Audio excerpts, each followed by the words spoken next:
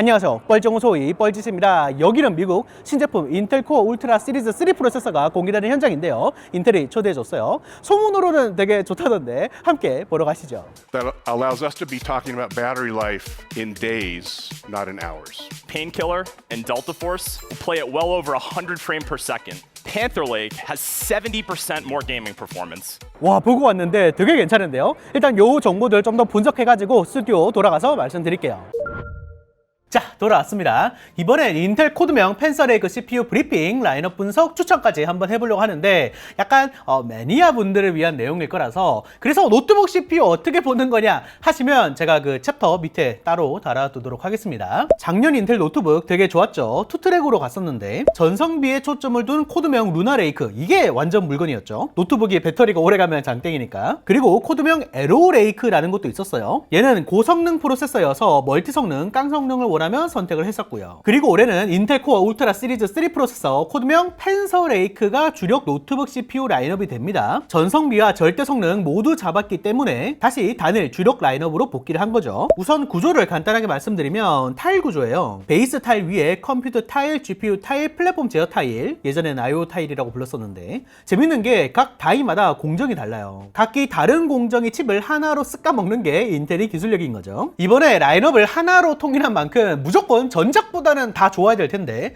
중요한 건 전성비거든요. 그 전력 대비 성능 비율. 인텔 자료를 좀 보면 그래프 보는 법 먼저 말씀드리면, 가로축이 전력 소모, 세로축이 성능이에요. 즉 특정 지점에 세로로 선을 그으면 해당 전력에서 각 CPU들이 얼마의 성능을 내는지를 볼 수 있고, 가로축에 선을 그으면 같은 성능에서 얼마의 전력을 소모하는지 볼 수 있는 거죠. 우선 인텔 피셜 싱글 코어에서는 루나레이크, 에로레이크 대비 같은 성능에서 최대 40% 낮은 전력을 보여준다고 하고요. 멀티코어로 가보면 루나레이크는 그 전성비에 집중을 해가지고 깡 성능이 아쉬웠죠. 그래서 좀 아래에 있는 거고. 와, 근데 펜서레이크가 에로레이크보다도 깡 성능이 꽤 높게 나오네요. 거의 모든 구간에서 에로레이크 대비 전성비가 10% 정도 좋다고 합니다. 제가 실제로 테스트를 돌려봤을 때도 펜서레이크와 루나레이크 상위 칩끼리 비교인데, 보시면 절대 성능 자체는 펜서레이크가 2배가량 높고요. 전력을 그만큼 더 많이 먹으니까 그 체급 차이입니다. 루나레이크는 저전력 이상을 못 먹어요. 반면 동일하게 25W를 먹을 때의 점수, 펜서레이크가 더 높고요. 동일하게 15W 먹었을 때도 마찬가지죠. 펜서레이크 전성비가 루나보다 더 좋아요. 꽤 저전력 구간에서는 어떨지 최대한 비슷하게 세팅해서 테스트도 해봤거든요. 펜서레이크가 살짝 높게 나오는 감이 없지 않아 있긴 한데, 뭐 이 정도의 저부하에서는 큰 차이가 없는 걸로 보입니다. 뿐만 아니라 이번에 내장 GPU도 되게 강화가 됐어요. 펜서레이크 플래그십 칩 내장 그래픽 이름이 인텔 아크 B390이거든요. 얘가 무려 엔비디아 RTX 4050 랩탑 60W짜리와 비빈다고 하는데, 이게 XeSS, 즉 그 인텔이 업스케일링을 활용했을 때거든요. 근데 뭐 게임 목록을 잘 보면 업스케일링을 안 해도 비비는 게임들이 있어요. 제가 실제로 그 데모 세션을 좀 보고 왔는데, FHD 해상도의 뭐 XeSS와 프레임 생성을 켜긴 했지만 배필6에서 프레임을 150 넘게 계속 뽑아주더라고요. 뭐 노트북 자체에서 게임을 한다면 화면이 좀 작으니까 업스케일링 티도 별로 안 날 테고, 사펑 같은 거 보면 RTX 4050 랩탑에는 뭐 DLSS도 켜고 서로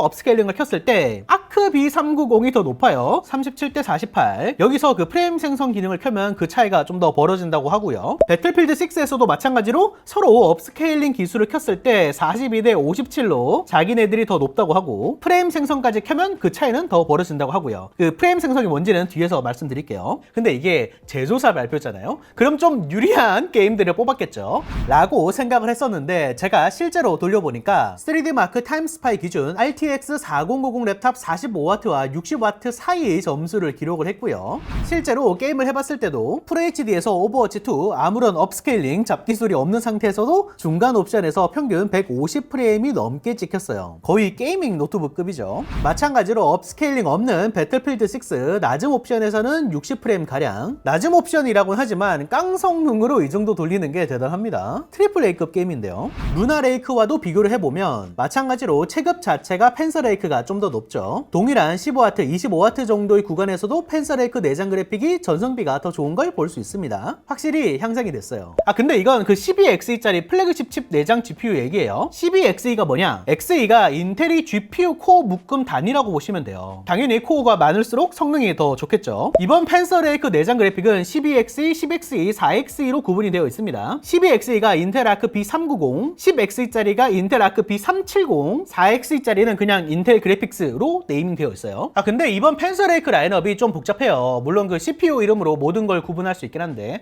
한번 보여드리면 좀 많죠. 우선 이름 끝에 H가 달린 CPU가 있고 울트라 바로 뒤에 X가 붙은 CPU들이 있어요. H가 달린 CPU들은 코어 수가 동급 라인업 대비 좀 더 많습니다. 울트라 5 같은 경우에는 H가 붙으면 12코어, 울트라 7과 9은 H가 붙으면 16코어, H가 없으면 8코어인 거죠. 근데 하나 재밌는 게 P코어 개수는 또 최대 4개예요. 그쵸? 울트라 9이나 7이나 5나 P코어 개수는 모두 4개다. 뭐 울트라 5 완전 하위 라인업에는 2개고요. 그리고 또 LP 코어도 4개로 다 동일하네요. 그럼 결국 이 코어에서 차이가 나게 되는 겁니다. P코어는 퍼포먼스, 즉 성능 코어, 이 코어는 이피션트, 즉 효율 코어, LP 코어는 로우 파워 이피션트, 즉 저전력이 효율 코어라는 뜻입니다. 게임 같은 거 할 때는 이제 P코어에다가 힘을 싣고 멀티코어 쓰는 일을 할 때는 이 코어까지 모두 사용하고 고성능이 필요 없는 뭐 영상 재생이나 단순 대기 같은 상황에서는 LP 코어 위주로 사용하는 전략인 거죠. 사실 LP 코어는 전전작인 메테오 레이크에도 있었는데 거기선 약간 아쉬운 부분이 있었어요. 메테오 레이크 구조를 보여드리면 P코어, E코어가 있는 컴퓨터 타일이 아니라 별도로 떨어진 타일에 LP 코어가 있었기 때문에 통신하는데 레이턴시가 길었거든요. 캐시 접근도 어렵고. 근데 이번 펜서레이크에서는 이 LP 코어가 P코어, E코어와 동일한 컴퓨터 타일에 들어갔습니다. 이제 LP 코어가 더 효율적으로 작동할 거예요. 이런 빅리틀 같은 구조가 특히 효율이 중요한 디바이스에 많이 사용되는데 그 여러분들이 쓰시는 스마트폰 LP가 다 빅리틀이고요. 그러니까 결국 성능은 좋으면서 배터리는 또 오래 가야 되니까 이런 식으로 가는 거거든요. 사실 그 다른 제조사들도 노트북 프로세서는 다 이 방향으로 틀었어요. 뭐 성능 코어, 효율 코어 이런 식으로 구분하는 방향으로. 자, 그럼 X가 달린 라인업은 뭐냐? GPU가 좋습니다. 12X가 달린, 즉 인텔 아크 B390으로 명명된 내장 그래픽은 X가 붙어 있어요. 내장 그래픽 강화 모델이라는 거죠. 다른 모델들은 4X짜리, 얘가 그 기본 내장 그래픽이라는 거고, 울트라 5 338H가 10X로 울트라 5 라인업 중에서는 내장에 힘을 좀 썼고요. 참고로 얘는 인텔 아크 B370이라는 이름이 붙어 있습니다. 울트라 5 33이나 32는 2X로 내장 그래픽도 좀 깎였네요. 뭐 기본적으로 4X 모델이 기본 모델이라 보시면 돼요. 제가 인텔이 안 좋아할 법한 얘기를 몇 개 찝어드리면 잘 보시면 울트라 9과 울트라 7은 코어 수가 차이가 없어요. CPU 클럭 차이거든요. 근데 그 클럭도 진짜 얼마 차이 안 나고, 또 356H와 366H, 358H와 368H 얘네들도 거의 CPU 클럭만 차이가 나거든요. 뭐 NPU도 좀 차이가 나긴 하는데 그건 체감이 안 될 테고, 즉 멀티 성능이 좋은 16코어짜리를 원하시면 내장이 좋은 걸 원한다? 그럼 358H, 내장은 기본만 하면 된다? 그럼 356H가 가성비가 되겠고요. 함정픽은 뭐냐? 가성비가 떨어지는 애들입니다. 얘는 가급적 피해야죠. 울트라 7 달아놓고 8코어인 365, 355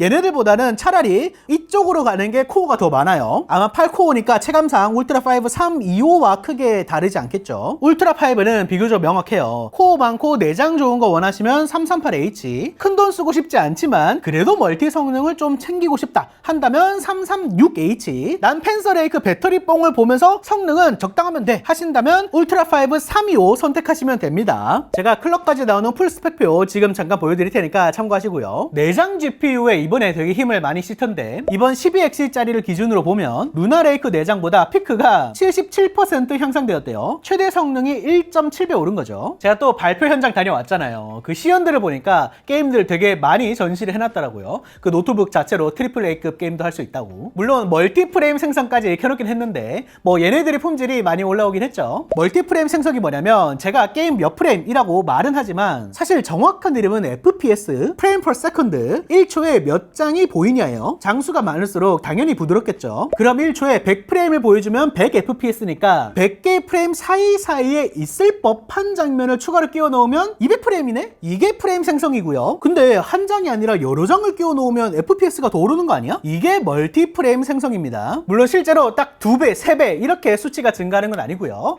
어쨌든 이런 화면을 보여줄 때 프레임 보관을 하는 추가 작업이 들어가기 때문에 뭐 입력 속도가 속도가 늦어진다거나 화면이 약간 밀리는 것 같은데? 같은 지연이 생기는데 인텔한테 물어보니까 이것도 그 해결 불가능하진 않고 연구를 하고 있대요. 미래에는 이런 사이드 이펙트가 없어질 가능성이 더 크다고 합니다. 물론 지금도 트리플 A급 게임에서는 전 쓸만한 정도라고 생각해요. 그 경쟁 게임에서는 약간 어려울지도 모르겠지만 현장에 그 노트북도 재밌는 게 몇 개 전시돼 있었는데 잠깐 보여드릴게요.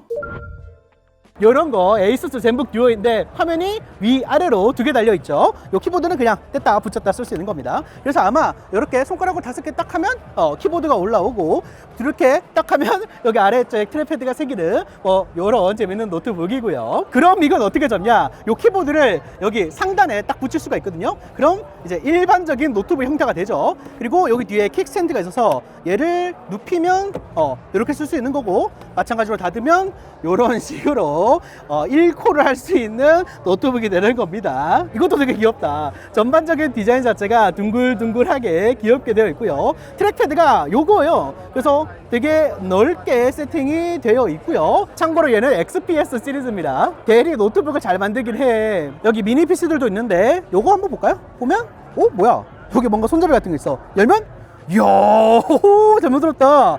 왜냐면 보시면 지금 여기 안 꽂혀있는데 여기가 램 자리잖아요. 램 바로 위에 팬을 달아놔서 방열이 되도록 만들어 놨고요. 와이파이 칩 발열해서도 되게 써멀 패드까지 붙여놨습니다. 세심한데?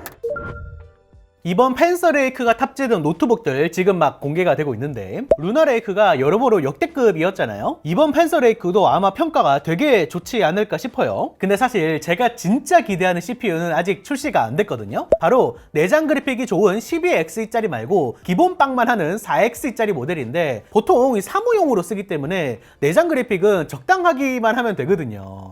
4X짜리 내장 성능 어떠냐? 제가 몰래 말씀드리겠습니다. 루나레이크랑 비슷해요. 근데 루나레이크 내장도 나름 강력한 편이었기 때문에 가벼운 게임이나 영상 재생 이런 건 다 충분하거든요. 전 내장 4X짜리 모델들이 이번에 진짜 평가가 좋을 것으로 예상을 합니다. 근데 좀 아쉬운 게 하필 요즘 뉴스 보시면 램값, SSD 값 엄청 오른다 그래서, 특히 램 소비자 값은 벌써 막 3배, 4배 뛰었죠. 노트북에는 이거 2개가 빠질 수가 없는데 이게 좀 유일한 아쉬움이에요. 어쨌든 아키텍처 자체는 되게 좀 잘 나온 것 같아가지고 여러 제품들도 되게 기대가 되고요. 역시 경쟁이 참 좋습니다. 자, 영상 시청 감사하고요. 그럼 다시 봅시다.